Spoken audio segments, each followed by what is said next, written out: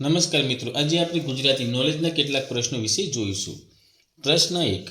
કઈ નદી વાસના બેરેજ સાથે સંકળાયેલ છે? તો તેનો જવાબ થશે સાબરમતી નદી. યાદ રાખજો મિત્રો. ત્યારબાદનો પ્રશ્ન છે કે સૂરજ, નિઝર અને મોરબી શહેરો કઈ નદીના કિનારે આવેલા છે?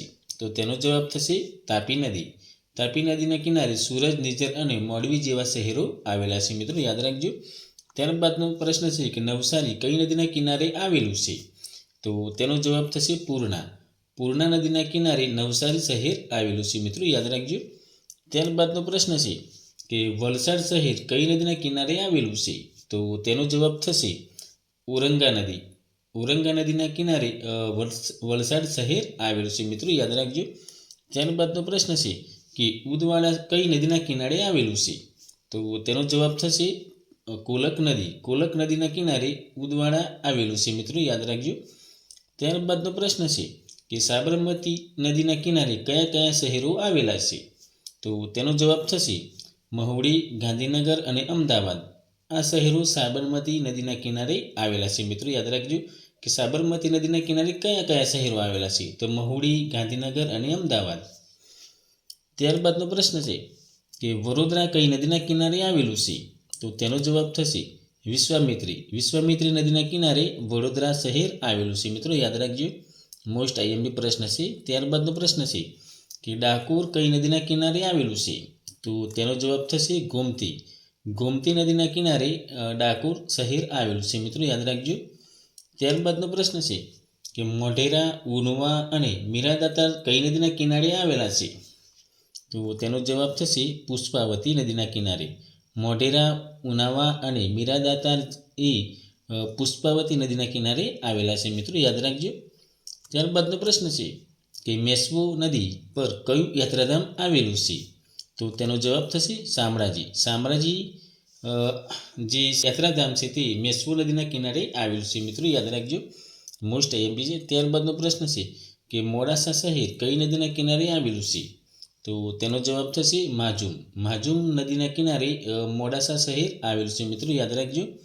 ત્યારબાદનો પ્રશ્ન છે કે જસદણ, નવાગઢ, આડકોટ, ધોરાજી, ઉપલેટા, જેતપુર અને નવી બંદર આ સ્થળો કઈ નદીના કિનારે આવેલા છે? તો તેનો જવાબ થશે ભાદર નદીના કિનારે. જસદણ છે, નવાગઢ, આડકોટ, ધોરાજી, ઉપલેટા, તેજપુર અને નવી બંદર જે શહેરો છે તે ભાદર નદીના કિનારે આવેલા છે મિત્રો, યાદ રાખજો. ત્યારબાદનો પ્રશ્ન છે કે પાલિતાના શહેર કઈ નદીના કિનારે આવેલું છે? તો તેનો જવાબ થશે શેત્રુંજી. જે શેત્રુંજી નદી છે તેના કિનારે પાલિતાના શહેર આવેલું છે મિત્રો, યાદ રાખજો કે પાલિતાના શહેર કઈ નદીના કિનારે આવેલું છે તેવો પ્રશ્ન પૂછાય તો શેત્રુંજી નદી આવશે મિત્રો, યાદ રાખજો. મોસ્ટ આઈએમપી છે. ત્યારબાદનો પ્રશ્ન છે કે સુરેન્દ્રનગર, ચોટીલા, સાયલા, વઢવાણ અને મૂળી કઈ નદીના કિનારે આવેલા છે?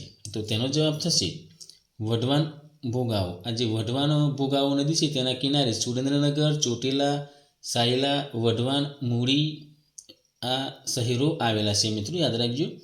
ત્યારબાદનો પ્રશ્ન છે કે કોડીનાર કઈ નદીના કિનારે આવેલું છે? તો તેનો જવાબ થશે સિંગવડો. સિંગવડો નદી છે તેના કિનારે કોડીનાર આવેલું છે મિત્રો, યાદ રાખજો.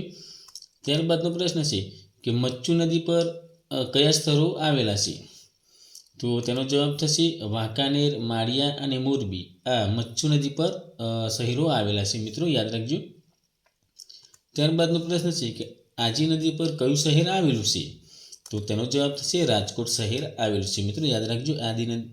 જે આજી નદી છે તે નદી પર રાજકોટ શહેર આવેલું છે.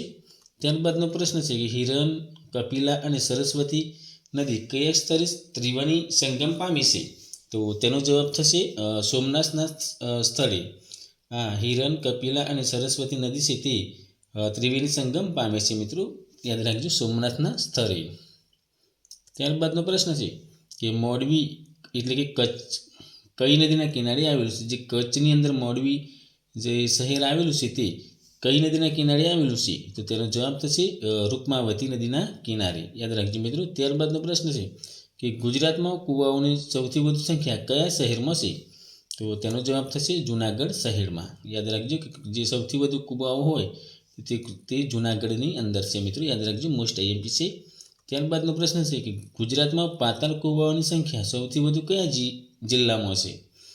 તો તેનો જવાબ થશે સુરેન્દ્રનગર જિલ્લાની અંદર સૌથી વધુ પાતાળ કૂવાઓની સંખ્યા આવેલી છે. મિત્રો યાદ રાખજો, મોસ્ટ આઈએમપી છે. થેન્ક યુ મિત્રો. જય હિન્દ, જય ભારત. અને વિડીયો ગમ્યો હોય તો લાઈક કરજો અને ચેનલને સબસ્ક્રાઈબ કરજો.